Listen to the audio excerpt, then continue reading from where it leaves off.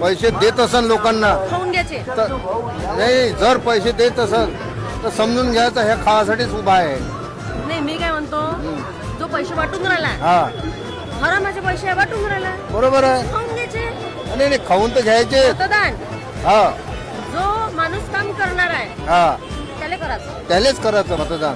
पैसे भेटले खाऊन घ्यायचे. की जो कोणी पैसे वाटन, जास्त वाटण. जो कोणी पैसे जास्त वाटन, तो याचा अर्थ असा समजून घ्यायचा की तो पैसे खावासाठीच उभा आहे.